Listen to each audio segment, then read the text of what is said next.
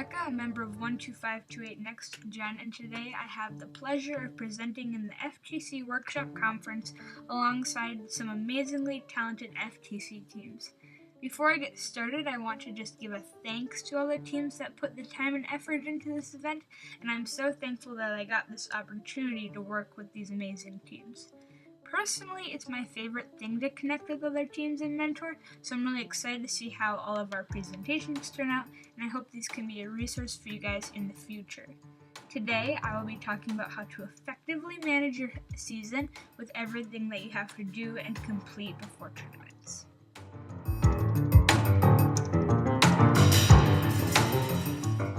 My team is from Apple Valley, Minnesota, and it is our second year competing as Next Gen. Although we have only competed for 2 years as Next Gen, we have a total of 30 combined years of first program experience. I was on FLO for 5 years alongside my brother, and our other members have been on different FLO or FTC teams leading up to our years as Next Gen. We have 5 members on our team, including Jacob, our building lead, Rhea, our business organizer and expert, Sam, our CAD and design lead, Ethan, our program lead, and me, Rebecca, our notebook and outreach lead. Now that I've kind of given you guys some context behind my team, let's go ahead and jump into managing your FTC season effectively.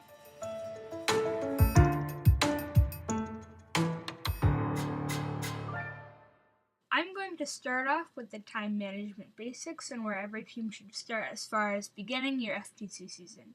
A phrase that our team uses as a reference for our overall season is knowing where you want to end up and then figuring out a way to get there. This will be the overall theme I'll be getting across today, as well as a basic lens every team should use when going about their season and season planning. The first thing to managing your FTC season is to start off by coming up with goals you want your team to accomplish by the end of the season.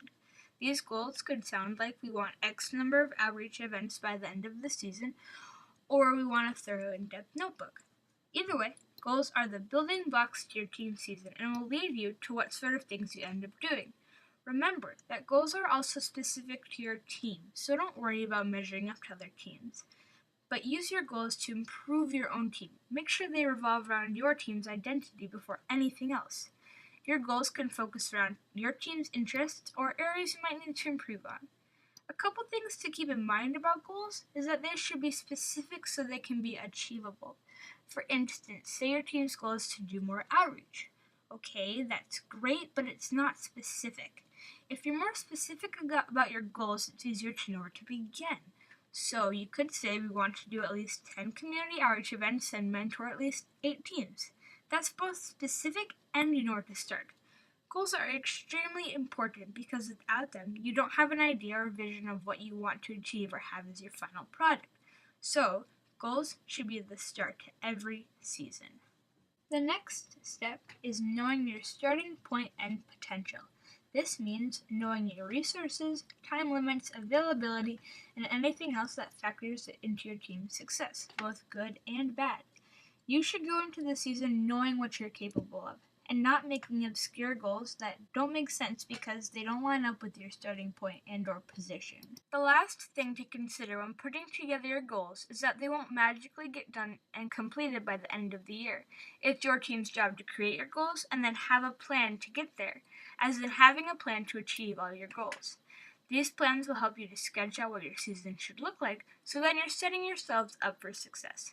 It's about getting from point A to point B.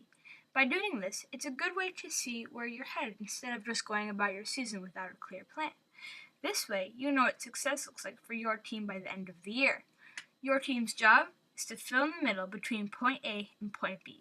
This could look like we want at least 10 outreach events done before October, and we want the majority of our robot built 2 to 3 weeks before our competitions. The way you can follow your plan to complete your goals. You could also look at it like a timeline to follow. The major benefits include being able to see the dark spots or question marks to your season. These dark spots could look like projects you want to complete but don't really know where they fall into your season, like designing your pit appearance or creating your promote video. These things could be completed at any time, but you don't want these tasks to be forgotten and then need to be dealt with a week before competition or the night before. So, if you can plan out when you want to complete these tasks before crunch time, you can avoid having a pileup of work when it comes down to the weeks and days before competition. Specific examples of how our team effectively uses this is we made sure to get a promote video done by the end of October, so we could focus on more and other important things during crunch time. A way we didn't effectively use this is we didn't plan on creating our team summary page by any certain date, so we were scrambling to complete it a couple days before competition. This is something we have learned from, and we know to get it done at an earlier date. So it's important to have a plan on working on your goals and being able to fill in those dark spots that need to be taken care of at an earlier date. Next is assigning roles and dividing up the work. I strongly believe in assigning roles and dividing up the work. Coming from a team that only has 5 people, it was a challenge with the workload and level we were competing at. So we found that assigning roles and dividing up the work became a very effective and efficient way to get things done. Assigning roles could look like giving each person on a team an area that they have oversight over to make sure everything gets done. This helps for managing your workload throughout the season. Our team divided up the different areas like notebook management, professional connections, budget keeper, programmer, and builder to teams of 1 or 2. This gave everyone their own area that they got to be an expert in. They would use this as an opportunity to learn everything about that area and then teach others on the team about it. To specify, I do not mean a single person would take control of an area all by themselves. I'm just saying that you could assign people to manage each area to make sure things get done. By dividing up the roles, you are also dividing up the workload to different areas to different people. This avoids having a single person on a team getting all the pressure to manage everything. Once the basic workloads are divided into the different areas, you work as a team to complete all the tasks together in the different areas. A little bit further into the workload divisions is when work is taken care of. Our team finds it effective to get important priorities done during meetings and then assigning work to individuals to complete outside of meetings. This lets people take care of their own work, so you're not wasting any team time that could be used for other projects like building, drive practice, and presentation practice. It's your team's choice to see how they divide up the work. Of course, this is our team's preference, and every team is different, so take this information if you believe it would suit your team. Marking down commitments should be a number 1 priority to your very first meetings of every season. You should all know when each member is available and busy. This helps in the future because you can plan around these unavailabilities to get the best team turnouts to meetings and outreach events. Mark down the big things like sport commitments, family events, and school activities. By marking down these dates where team members are already busy, you can plan around them and avoid future problems. True life hack for FTC teams. On the other hand, if you can't mark down every team member's conflicting event, it's okay. There are other ways to deal with it, like communicating before. Because remember, communication is key for successful teams and full team turnouts. And I cannot stress this enough. This is an area all teams can improve on. I believe communication is very important, and it should be the key focus for every team. Without team communication, you aren't going to get anything done. Team communication is important because it builds relationships on your team. You can connect more if you talk and share ideas. For the robot and design, communication is key to facilitate innovation, so you can get to the best design possible. The only way your team can grow to become an effective and successful team is communication to make sure work is getting done. Communication comes in handy when talking to businesses for sponsorships, or talking to teams at outreach events, or scouting for competition. So as you can see, communication is the center of FTC and should be a key asset of all teams that is constantly improving. Your team's outreach is one of the many important parts to your team's journey and overall success. Therefore, when you manage it, you should manage it like your life depends on it. I believe outreach can sometimes be one of the more messy areas if you're a new team because you're trying new things and new events that you've probably never done before. So it's good to manage it very organized, and that's where having a plan for your goals with outreach ties into this area. Let's begin with how to go about doing outreach. One of the biggest problems that we face with doing outreach is that our season after kickoff, everything ramps up, as in notebook and robot. But one thing teams don't plan for is that school ramps up, and family, and sports events, and plays, and swim team, and hockey tournaments, and vacations, and homework is a huge conflict for a lot of teams.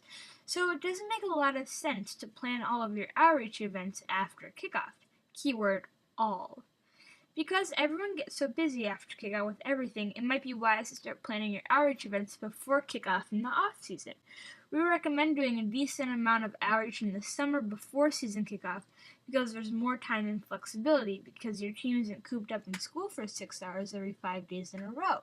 So, we recommend outreach in the off-season, purely because everyone is not that busy. After considering outreach in the off-season, let's bring up the fact that teams should be planning outreach events in the future, at least a couple months in advance. This helps to work around scheduling, conflicts, and anything else that could go wrong.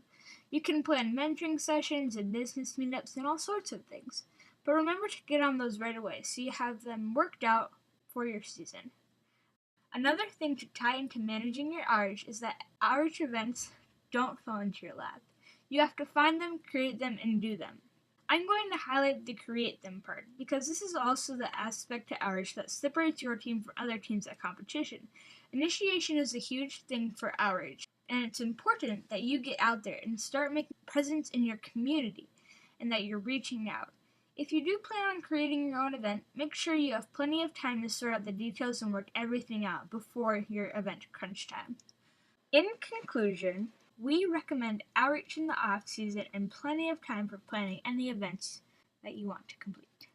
As far as organizing and separating and categorizing our outreach, our team split into 2 different main categories. Of course, we had smaller different areas that we would use to divide them all up, but our main areas were professional outreach and community outreach, kind of going back and forth between connect and motivate. That just helped us be able to see the wider view and bigger picture of our outreach, and also be able to see the small nitty-gritty details where everything connected together. Managing your robot design. The worst thing that can happen is that you run out of time, so don't make time your enemy. Running out of time can be a team's worst defeat that they didn't see coming. It's important that teams use their time effectively. But by planning out what things you need to accomplish by certain dates, time pressures can be overcome and overall avoided.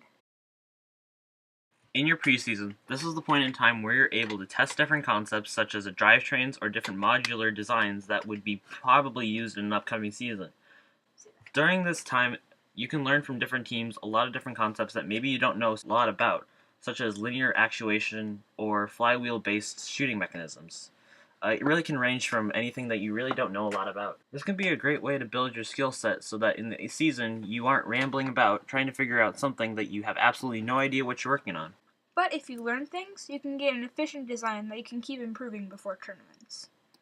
During the competition season, you have about 2 months between tournaments to pound out a robot and a notebook documenting it. With a robot, you have to make sure that you have a confined time management skills so that you can focus on getting a drivetrain to different modular systems to then continue to build your robot. This is really, really important because if you get bogged down in an idea that takes way too long and is way too complicated, if you can't stray away from that to something more simple that's actually reasonable within your time limit, then you can have a robot that isn't super efficient for a qualifier tournament that doesn't require something as complicated as a robot that can literally do everything on the field. Similar to the preseason, you went through a lot of concepts that maybe you used during the competition season depending on what the game challenge will bode. What you also have to take into account for is not all of your ideas may work out exactly perfectly the very first time, which is why it's really important to create different prototypes and test them out early on and make sure, hey, is this concept actually going to work on a robot efficiently for this season? If the answer is no, well then strip it down, make it simple,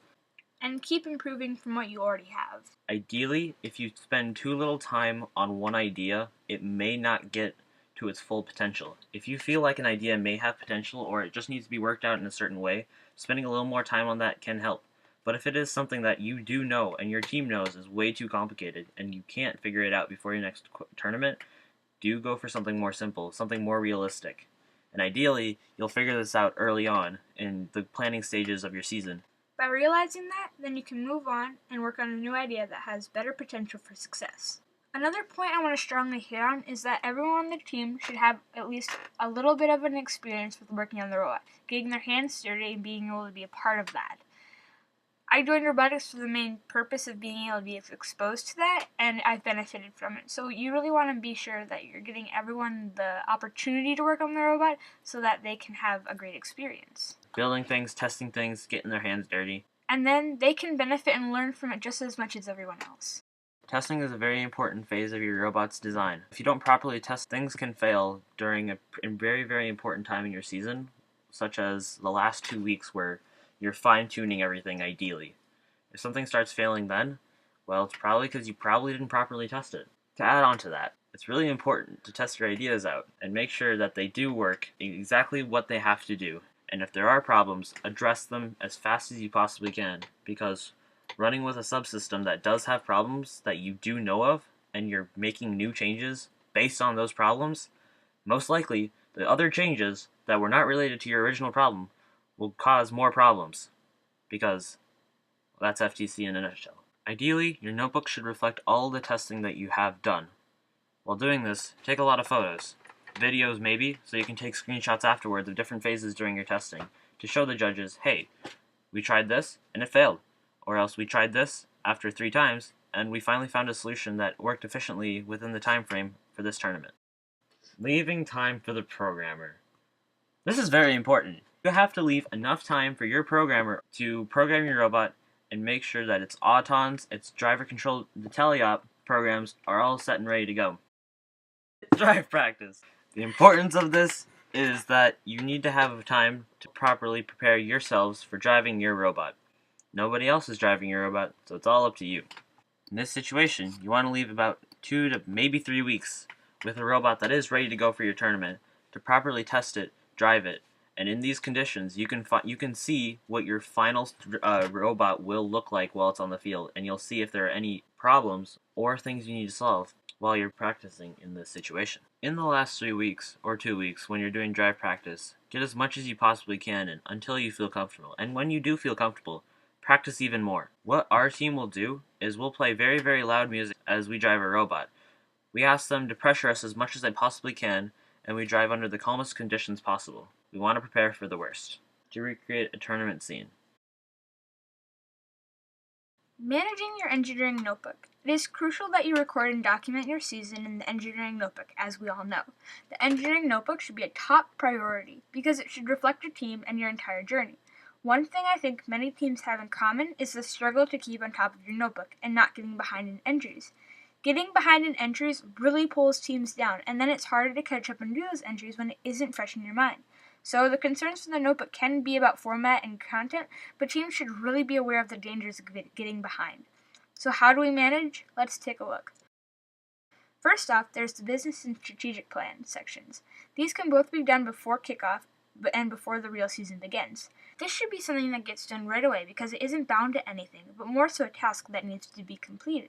You can manage this effectively by making sure it gets done before the chaos of the build season and competition seasons. Next, the team section. This can also be done beforehand because it isn't bound to the season timeline.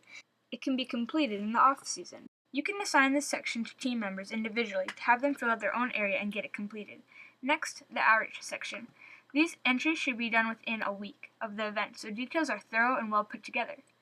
A quick reminder, make sure you have lots and lots of photos to remind yourself how the event went and what happened. As far as dividing up the workload for these entries, whoever went, found, or initiated the event should be the one to document it. This gives the entry a very natural flow and organic documentation because it is done by somebody who had the experience.